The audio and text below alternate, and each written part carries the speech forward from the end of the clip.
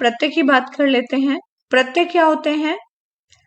प्रति प्लस अय, ये दो शब्दों से मिलकर प्रत्यय बनता है। प्रति का अर्थ होता है साथ में, पर बाद में, और अय का अर्थ होता है चलने वाला। तो इससे हमें क्या समझ में आया कि जो प्रत्यय हैं वो मूल शब्द के पीछे लगते हैं, है ना। उपसर्ग आगे पहले और प्रत्यय बाद में, ठीक है। तो यानी कि प्रत्यय का अर्थ होता है साथ में पर बाद में चलने वाला।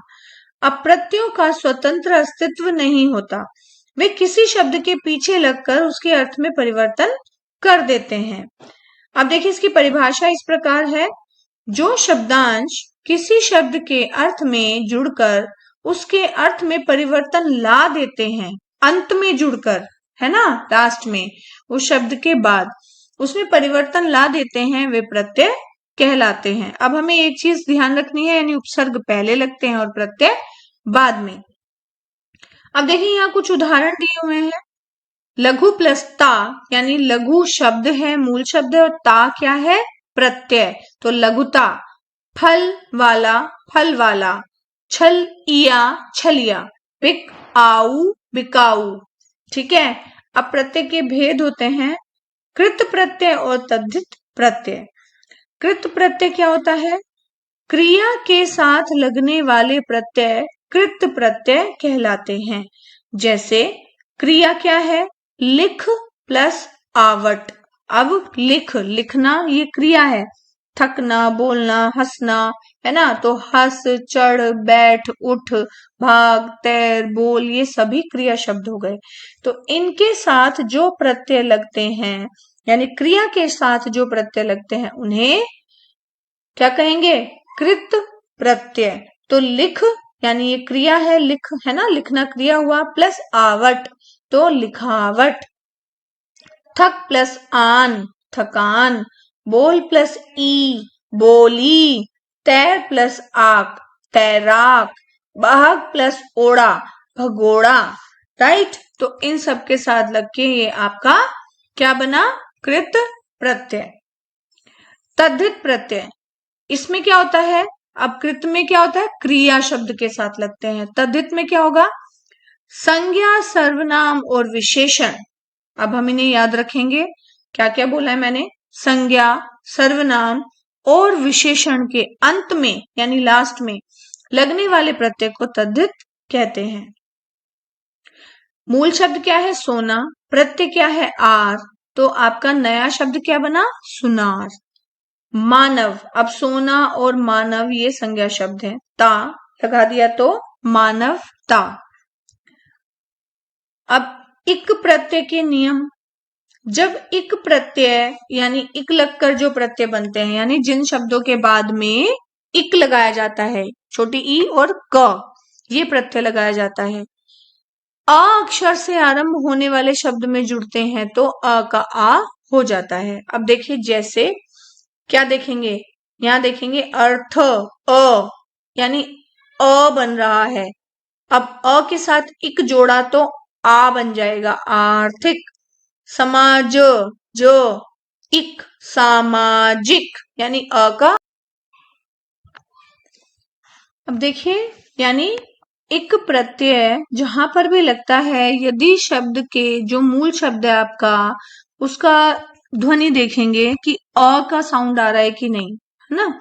जैसे अर्थ, है ना, समाज, अ, जौ नहीं देखेंगे, जौ के साथ क्या जुड़ा हुआ है? आ जुड़ा हुआ है ना। हमने पढ़ा था वर्ण में कि व्यंजन कभी भी अपने आप में पूरे नहीं होते, उन्हें स्वरों की आवश्यकता होती है।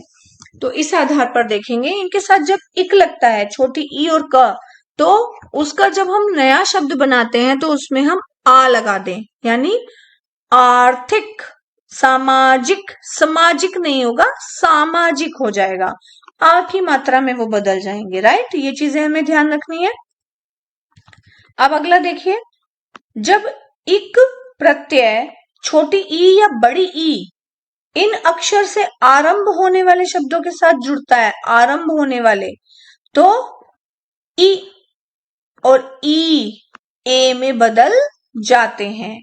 यानी नीति, इक, नैतिक। इतिहास, इक, ऐतिहासिक। ठीक है, तो इनका हम ध्यान रखेंगे।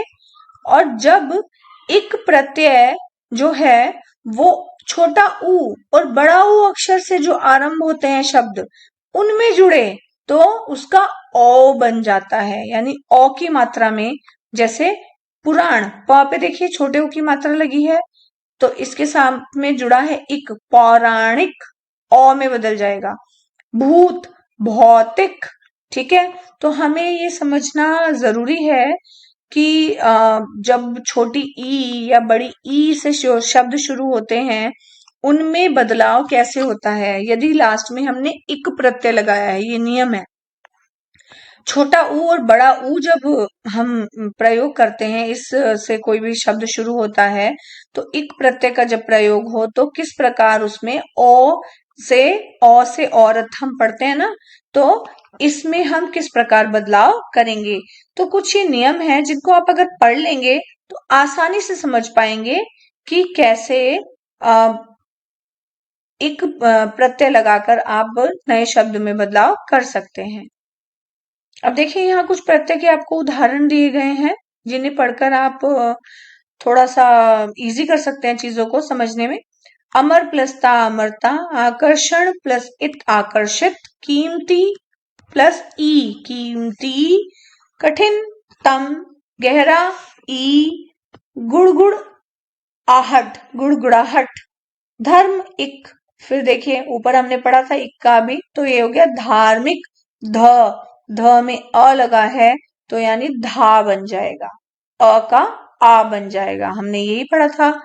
धुन, छोटा ऊ, छोटे ऊ में धुनाई, आई अगर हमने लगाया इक होता तो वो चेंज हो जाता।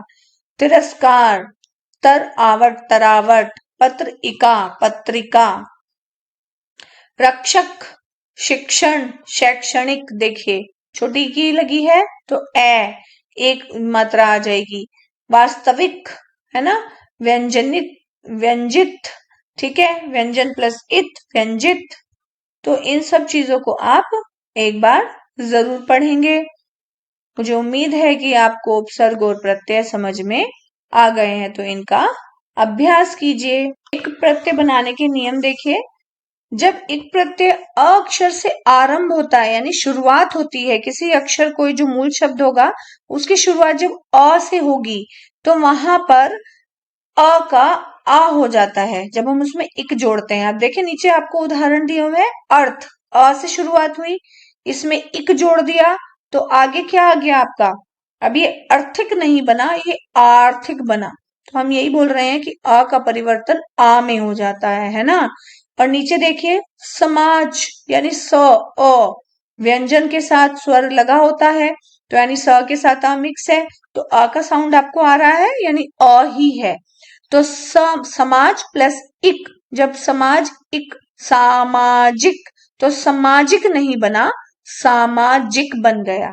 ठीक है, तो इस बात पर आप ध्यान दीजिएगा। जब भी आप अ शब्द से शुरू, आ से शुरू होने वाला कोई भी शब्द हो, उसके साथ इक प्रत्यय लगाएं तो वह आ में परिवर्तित हो जाता है, यानी जब नया शब्द बनेगा तो आ के साथ लिखेंगे उसको। धन्यवाद।